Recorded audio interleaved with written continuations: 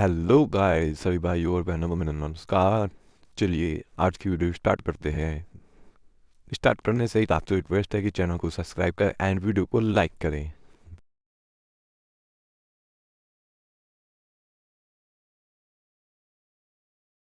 ये लड़का जो पकौड़े की दुकान चला रहा है, क्या लगता है वो मेहनत करके आखिर कितना अमीर बन सकता है? शायद ये आगे चलकर एक बड़ा सा रेस्टोरेंट खोल ले, या हो सकता है कि पैसे कमाकर एक बड़ा 2 मंजिला मकान बना ले। इससे ज्यादा क्या ही कर लेगा ये, है ना? आप भी शायद यही सोच रहे होंगे। लेकिन दोस्तों, यही वो लड़का है जो आगे चलकर पूरे भारत का सबसे अमीर आदमी बना। नाम है धीरूभाई अंबानी। तो आखिर कैसे एक पकौड़े बेचने वाले इस गरीब लड़के ने 75,000 करोड़ रुपए की टर्नओवर वाली कंपनी बनाई? आज के इस वीडियो में हम इन डेप्थ स्टोरी जानने वाले हैं। हाँ, हो सकता है कि ये वीडियो हमारे चैनल पर अपलोड होने वाले जनरल वीडियो से थोड़ी बड़ी हो, लेकिन मैं 100% दावे के साथ कह सकता हूँ कि अगर आपने इस वीडियो को पूरा देख लिया तो फिर ये आपकी लाइफ में जरूर बदलाव लेकर आएगा।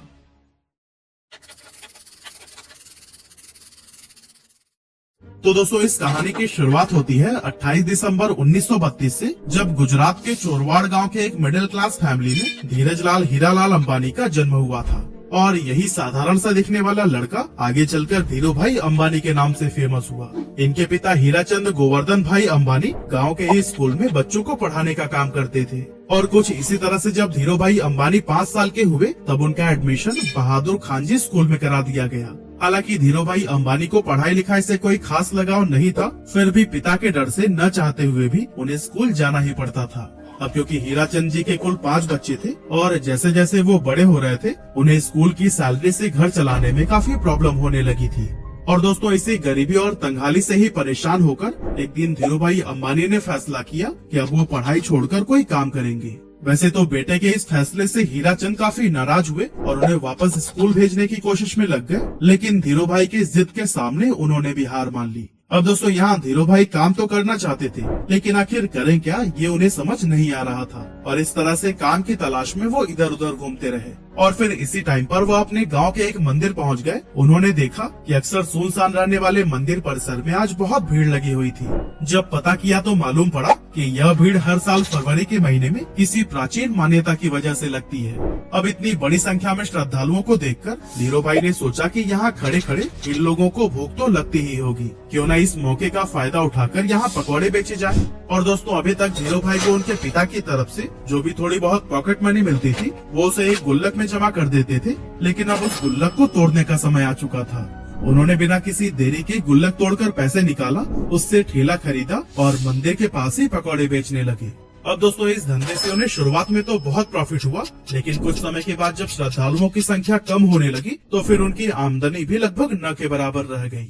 ऐसे में उन्हें लगा कि अब यहाँ पर समय बर्बाद करने से कोई फायदा नहीं, इसीलिए उन्होंने अपना ठेला बेच दिया और सारे पैसों को बैंक में जमा करा दिया।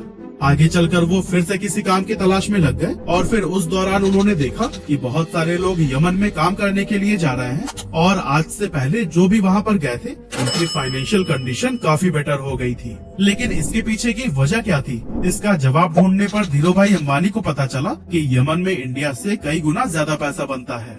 इसीलिए धीरूभाई अंबानी 1950 के दौरान महज 17 साल की उम्र में अपने बड़े भाई रमणिक लाल के पास में यमन चले गए। वहाँ पहुँचने के बाद से रमणिक लाल ने एबीसीएन कंपनी के पेट्रोल पंप पर धीरूभाई अंबानी को काम दिला दिया और यहाँ काम करते हुए उनकी सैलरी 300 रुपए हर महीने की थी। अब दोस्तों, इस पेट्रोल पंप पर काम करते टाइम धीरूभाई अंबानी लोगों को कई अलग अलग प्रमोशनल मेथड से इनकरेज करते थे कि वो ज्यादा से ज्यादा पैसों का पेट्रोल डलवाएं।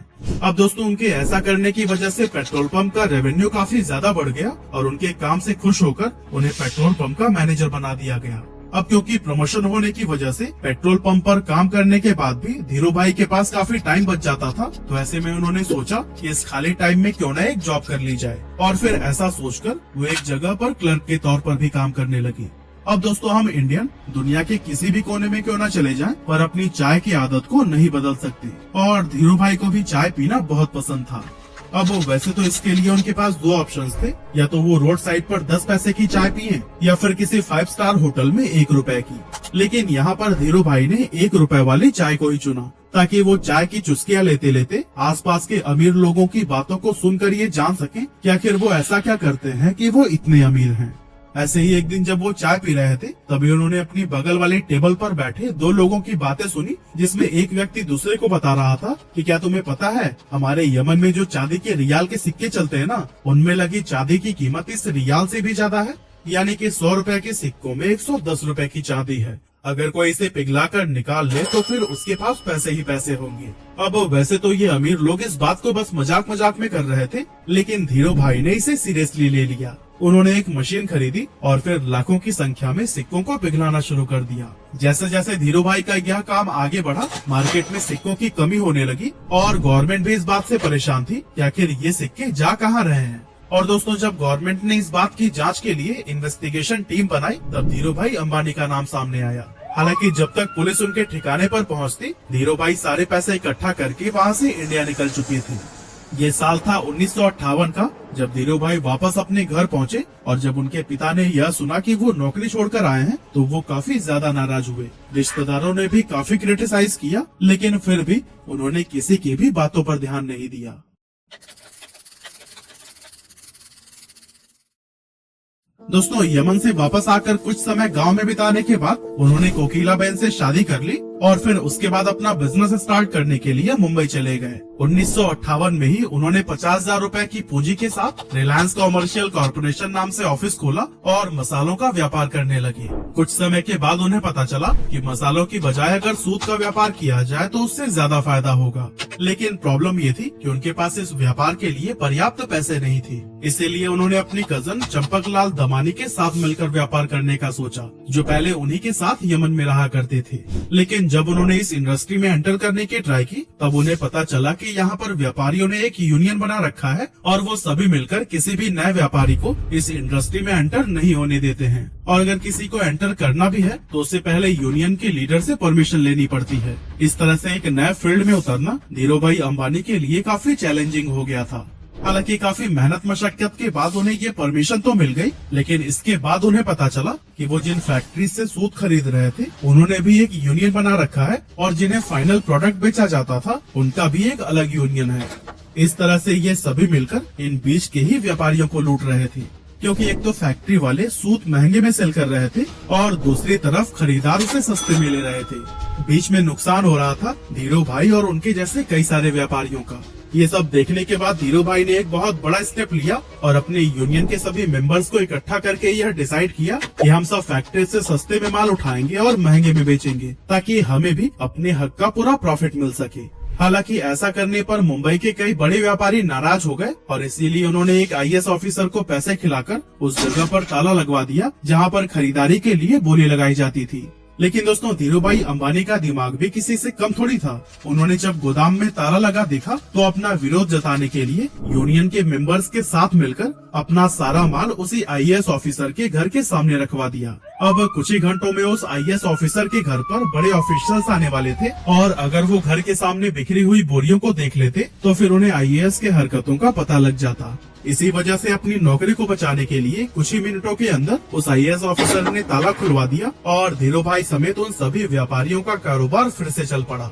अब दोस्तों, इसके कुछ साल के बाद तक तो सब कुछ सही चल रहा था, लेकिन फिर चंपकलाल दमानी और धीरू भाई अंबानी के बीच में डिस्प्यूट होने लगी। असल में दोनों का बिजनेस माइंडसेट बहुत ज्यादा अलग अलग था, इसीलिए 1965 में चंपकलाल दमानी ने पार्टनरशिप खत्म करने की सोची और फिर दोनों अलग हो गए।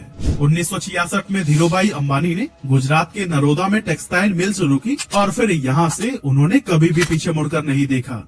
उसी दौरान सरकार रिप्लेनिशमेंट लाइसेंस लेकर आई, जिसके तहत व्यापारी बाहर के देशों से सस्ते फैब्रिक मंगा सकते थे, लेकिन शर्त ये थी कि उससे कुछ नया बनाकर वापस से दूसरे देश में एक्सपोर्ट करना होगा। यहाँ पर धीरू भाई अंबानी ने चालाकी दिखाते हुए अपनी सारी सेविंग से विदेशी फैब्रिक खरीद लिया और फिर उससे तरह तरह के आउटफिट्स जैसे कि टी-शर्ट, शॉल और शॉर्ट्स बनाने लगी। इस नए कारोबार के लिए ब्रांड नेम रखा गया था विमल, जो कि उनके बड़े भाई रमणीकलाल अंबानी के बेटे विमल अंबानी के नाम पर रखा गया था। अब मशीनें लग चुकी थी, कपड़ों का प्रोडक्शन भी भारी मात्रा में कर लिया गया था, लेकिन उन्हें बाजार में उतरने से रोकने के लिए दूसरे टेक्सटाइल मालिकों ने एक चाल चली। एक्चुअली उन्होंने अपने सभी रिटेलर से यह कह दिया था कि अगर धीरू भाई अंबानी से आपने माल खरीदा तो फिर वो उन्हें आगे से माल नहीं देंगे। लेकिन दोस्तों दूसरे टेक्सटाइल मालिकों की ये साजिश भी धीरू भाई अंबानी को रोक नहीं सकी।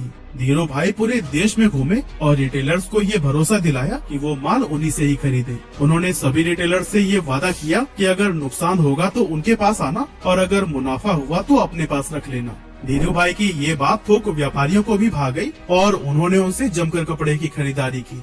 अब चूंकि पॉलिस्टर की क्वालिटी मार्केट में मौजूद बाकी ब्रांड्स के मुकाबले बहुत ही बढ़िया थी, इसीलिए विमल के कपड़ों की डिमांड बहुत तेजी से बढ़ने लगी।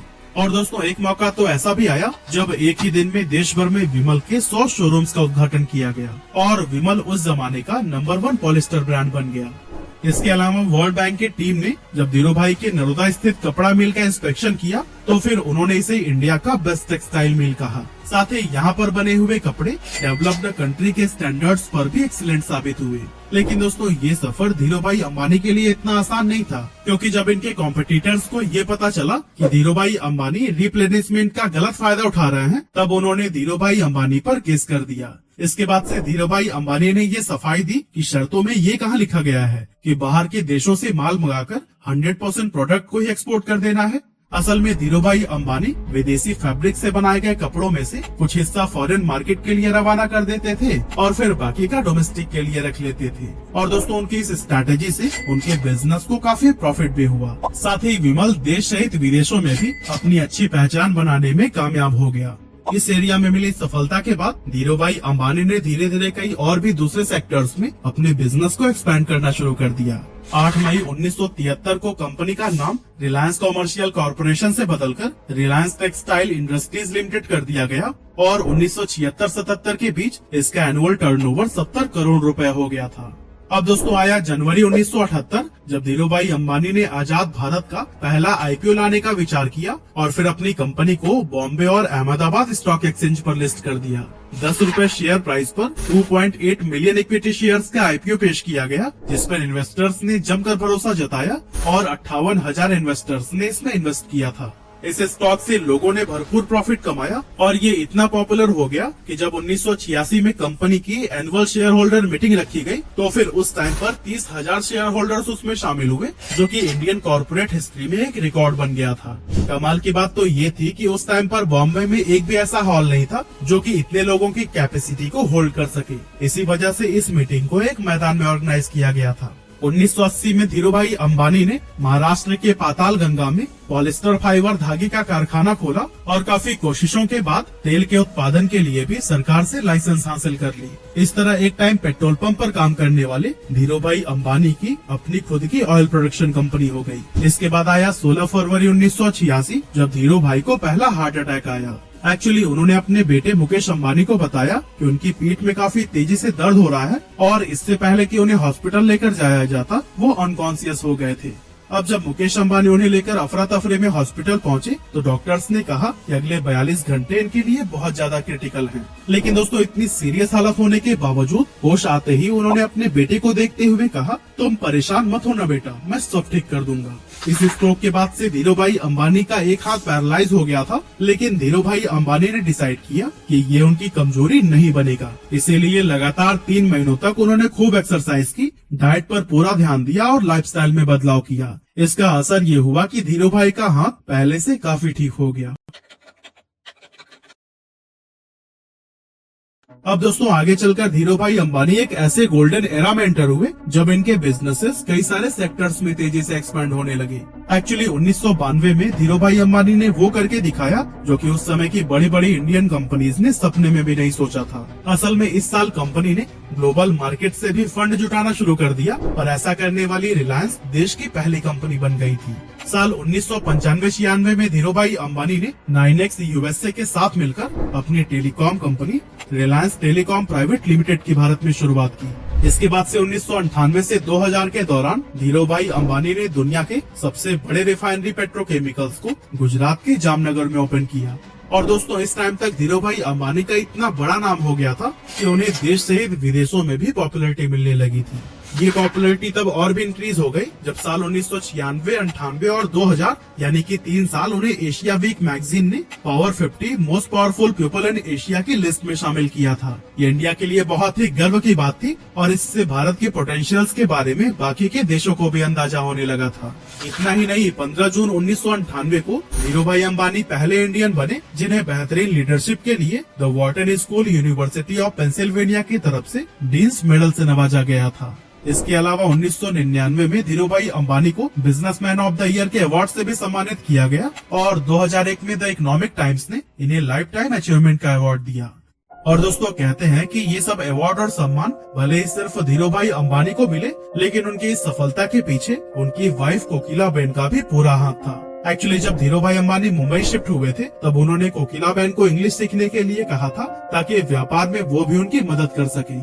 इसके अलावा धीरूभाई अंबानी जब भी कोई नया काम शुरू करने चाहते थे तो फिर उस पर कोकिलाबेन का विचार जरूर मांगते थे। और दोस्तों, इसी तरह के सपोर्ट और मेहनत का ही नतीजा है कि मसाले और पॉलिस्टर बेचने से शुरुआत करने वाले धीरूभाई अंबानी साल 2000 तक देश के सबसे अमीर लोगों में शुमार हो चुके थे। उन्होंने 350 स्क्वायर फीट के कमरे से अपने बिजनेस की शुरुआत की थी और फिर देखते ही देखते रिलायंस देश की टॉप कंपनीज में गिनी जाने लगी। कहा जाता है कि अपने सपने को पूरा करने के लिए अंबानी बेहद डिसिप्लिन लाइफ जीते थे। उन्होंने अपने काम करने के घंटे भी तय कर रखे थे और कभी भी 10 घंटे से ज्यादा काम नहीं करते थे। लेकिन पहले हार्ट अटैक के बाद से उनकी तबीयत लगातार खराब रहने लगी थी, जिसके चलते उन्हें हर थोड़े दिनों में ही हॉस्पिटल्स का चक्कर लगाना पड़ता था। लेकिन दोस्तों, फिर आया 24 जून 2002 का वो दिन जब धीरूभाई अंबानी को फिर से एक डेडली स्ट्रोक आया और उन्हें मुंबई के ब्रीच कैंडी हॉस्पिटल में एडमिट कराया गया। यहाँ पर डॉक्टर्स ने बहुत कोशिश की, लेकिन लगातार ट्रीटमेंट के बाद भी उनकी हालत में कोई सुधार देखने को नहीं मिला और इसी वजह से आखिरकार 6 जुलाई 2002 को 69 साल की उम्र में उन्होंने दुनिया को अलविदा कह दिया और अरबों का साम्राज्य अपने बेटों के लिए छोड़ गए। जिस समय उनकी मृत्यु हुई थी उस समय कंपनी का टर्नओवर 75,000 करोड़ रुपए हो गया था और ग्लोबल फॉर्चून 500 लिस्ट में भी रिलायंस ने अपनी जगह बना ली थी।